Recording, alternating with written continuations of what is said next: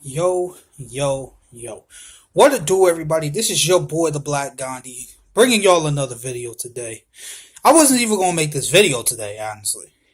Um, but I just woke up from my nap and I went and checked out a YouTube video, watched like 15 seconds of it, and it just immediately triggered something in me. So, Shades is back on, y'all. And if y'all missed my last video, it was about calling out those Boston Celtic fans.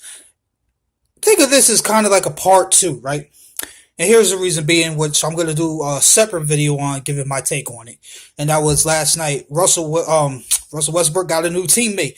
If y'all didn't hear it, Oklahoma City Thunder acquired Paul George in exchange for Victor Oladipo and Deontis Sabonis, and it shocked me. It really did. And I'm going to give you my full take on that in another video. But this is going to be part two of calling out Celtic fans, or so-called Celtic fans. Because at this point, if you're really upset at the fact that the Celtics did get Paul George, but you didn't react this way because that we didn't get Jimmy Butler on draft night, then something's really, really wrong with you here. If you're going to get mad at the fact that the Celtics didn't acquire anybody, at least get mad at for the right player. If you're going to get mad at all, which I don't think anybody should be warranted getting mad that the Celtics did not trade the farm and go ahead and get Paul George, because according to rumors, apparently the Celtics offered 3 future first round picks in exchange for Paul George. Pacers said no. Apparently, the Celtics offered Jay Crowder, Avery Bradley, and 2 first rounders. Pacers said no. Apparently, the reason why, because the Celtics weren't willing to add Jaylen Brown, Jason Tatum, the Lakers first round pick that we got, or the Nets or the Brooklyn pick in any of the trade offers. So, let's put it like this, right? If rumors are true, why the fuck are you mad? Why? It isn't like it wasn't like Danny Ainge was sitting on his ass not doing anything. According to rumors, the only untouchables that were in those deals were Jaylen Brown, Jason Tatum, the Brooklyn pick, and the Laker pick. Everything else was literally on the table. In 2 separate trades, he was giving up the farm to get Paul George, and the Pacers said no. So don't get mad at Danny Ainge because the Pacers said no. Like I said, if rumors are true, I don't know if they are, but let's be honest here for a second though, right? So, since everybody is salty at the fact that the Pacers did not trade us Paul George, right? Let's go ahead and run through a quick scenario real quick. Say y'all get y'all way, right? And the Pacers, and we trade the Pacers, we'll say Jay Crowder, Avery Bradley, Jaylen Brown, and 3 first rounders, right? That included the Brooklyn pick, right? For Paul George. And then we go into free agency and we sign Gordon Hayward, right? Be honest here. Do you really honestly think that that team is beating anybody? Because look at what the starting lineup will be, right? It will probably be Isaiah Thomas, Gordon Hayward, Paul George, Kelly Olynyk, and Al Horford, right? Because there's no way in this scenario that the Celtics are bringing back Amir Johnson, right? And then your key players off the bench are Marcus Smart, Jason Tatum, and that's it. So you gave up the farm. You now have a 7-man rotation, right? Do you really honestly believe that team could beat the Cavaliers, let alone Golden State? And look at yourself in the mirror real quick. Really be honest with yourself. Can that team beat the Cleveland Cavaliers or the Golden State Warriors, right? If you said yes, you're fucking delusional and you're fucking high. There is no way that team with a 7-man rotation can beat Cleveland, let alone Golden State. Honestly, I don't even think that thing could even be San Antonio. Trading for Paul George was not the answer to our problems, especially if we had to give up the freaking future in order for a 1-year rental. Let me repeat that one more time, because apparently everybody must have forgot that freaking Paul George has a player option in 2018 that makes him an unrestricted free agent next summer. He has a player option in 2018. Meaning, he can opt out of the final year of his deal and become an unrestricted free agent next summer in 2018. And back in January of this year, he said that he wants to sign with the Los Angeles Lakers. And that the only two teams that he will be signing long-term with before then were the Pacers and the Lakers. So, the Celtics give up the farm to get Paul George on a 1-year rental that in no situation, unless if they get, like, say, DeAndre Jordan or DeMarcus Cousins or Anthony Davis, maybe Andre Drummond. See where I'm going here? See the trend here? You see the trend? The Celtics did not need another fucking wing player. We have plenty of those on the team. We have plenty of two-way wings on the team. The problem with this team is that they lack interior defense, for the most part, and they are one of the worst rebounding teams in the league. Does Paul George help us with interior defense? Does Paul George help us with rebounding? I don't think so. So if you're going to get mad at Danny Ainge for not making a move, at least get mad for the right player. Like, if this was an outcry about Jimmy Butler, and when we found out what the Timberwolves freaking had to give up to get him, I can understand that, because at least Jimmy Butler has another year, and at least there's an outside chance we can convince him to stay long term. And he hasn't said that he wants to just go somewhere. So that would have been different if the outcry was like that for the fact that we didn't get Jimmy Butler for the price that freaking the Bulls eventually asked for Minnesota in order to get him. That's different. That's completely different. But the fact that y'all get mad because the Pacers try to fleece us out of our assets to get Paul George, and because they couldn't do that, they settled on the trade that they got from Oklahoma City in order to trade Paul George. This was essentially the Chris Paul situation. The only reason why the Pacers made that trade now was because they knew that the longer that they waited, they were going to lose. They were going to lose fucking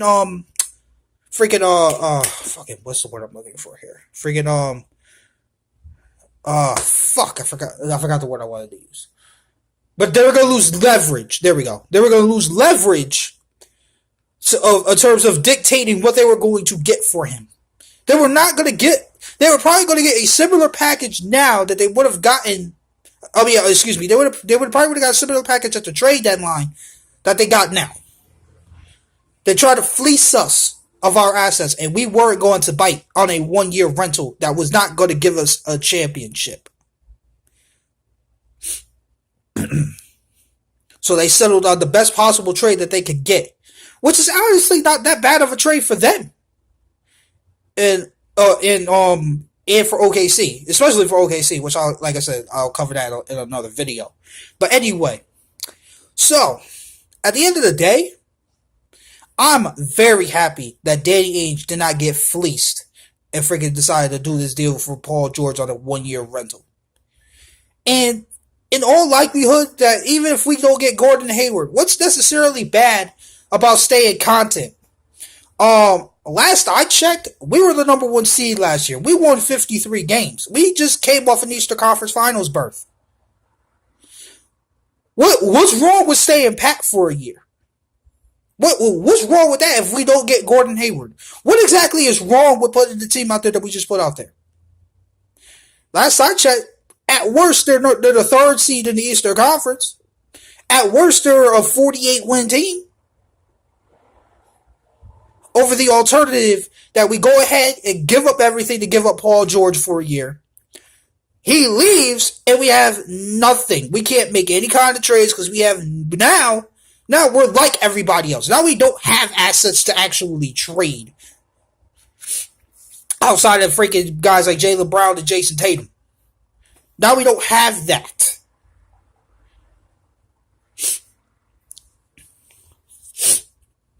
And then all of a sudden, we're hitting the reset button like we did when we made the initial trade with the Brooklyn Nets. Because then, now we're stuck in that no man's land. Where we're pretty much in the middle. Where you either want to be really bad and freaking build your team through the draft, or you want to be really good and compete for championships. We will be stuck in that no man's land right in the middle. Where, okay, we have a good team that can make it to the playoffs every year, but we're going to be a first or second round exit every year as well. There's no way we can win a championship. That's exactly what would happen if freaking Danny Ainge came to people like y'all, aka so-called Boston Celtic fans, and freaking go ahead and trade for a guy that already said that he doesn't want to play anywhere else outside of LA. Do you really, like, do people really think that when players say that they want to do something that they're lying or something? Like, do people really not believe that Paul George truly does not want to freaking go to LA? Like, do people actually think this? I really think people do, because freaking people are getting so butthurt and salty over the fact that they did not get Paul George. Like, this is ridiculous. This is honestly ridiculous. Like, they're trading Paul George like this was LeBron or some shit, or Steph Curry, or Kevin Durant. Like, Paul George is not that good. He wasn't even that good before the leg injury, and he definitely isn't that good now. Like, come on, man. Like, realistically, come on, y'all. Like, there was no way that Paul George was going to help us put us over the top. There was no way in any scenario, like I said, unless if we got a competent big man to move Al Horford to the power forward spot with, that could help us freaking go ahead and try to win a championship now. There was no way Paul George outside of that scenario would have been able to put us over the top over Cleveland. Just wasn't. It definitely was not going to put us over the top of Golden State if somehow we were able to make it past Cleveland, y'all. So at the end of the day, y'all want to be butthurt, y'all want to be salty, y'all want to go ahead and be mad at Danny Ainge. Go ahead and be mad at Danny Ainge, but at least be mad for the right reason. Be mad that that he didn't get Jimmy Butler instead of not getting Paul George. At least. I'm okay with him not getting either guy. Because at the end of the day, I feel because of the fact that the Bulls and the Pacers couldn't fleece us out of our assets, they just took what they thought was the best possible trade at the time in order to get something for their guys before they left. And that was their mistake. They didn't wait. Especially Chicago. Because there was no reason why they had to trade Jimmy Butler this year. There was no reason. He still had another year on his deal. They're going to wait until next summer to do it. They didn't have to trade him now. With the Pacers, they probably could have waited until at least probably the end of the summer to make a trade. Not the trade deadline, but at least probably the end of the summer while everybody made their moves and everything like that. Now, you know, now people would have known what they were dealing with, and now they could be calculated in terms of what they were going to do in terms of getting Paul George. But at the end of the day, y'all, it's honestly pathetic. It honestly is. Like, if y'all really upset at the fact that we did not get Paul George, man, like, y'all must be really okay with ineptability, I guess. Y'all must be really okay with that shit, because this would have set us back at least 4 years instead of what our future assets are going to be able to move us forward quickly once LeBron starts getting older. once Golden State can't afford to keep their team together anymore. Because one by one, they're going to lose key pieces. It looks like it's going to start with Andre Iguodala this year. Who knows? Next year it could be freaking, I don't know. It won't be Sean Livingston, though, because they were able to maintain him. But that's besides the point. Anyway, I'm done. I'm honestly done with this. Like, you want to be mad? Go ahead and be mad. You want to be salty? Go ahead and be salty. Stay salty in your little corner. And sucking your thumb.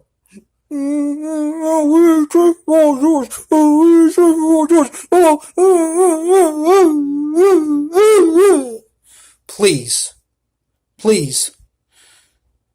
Out of all the moves that we didn't make, the only one I'm truly upset about is the fact that back at the trade deadline, we didn't get DeMarcus Cousins.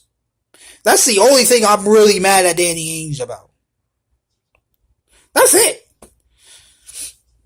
But other than that, Danny, you at least have one Boston Celtic fan that at least got your back. And coming from a guy that always was against you, that's saying something. I got your back, dog. Continue to do what you do. I know you got a plan. I know you got a plan outside of just Gordon Hayward that you're ready to unleash, that you just haven't yet. So, for now, I ain't mad at you.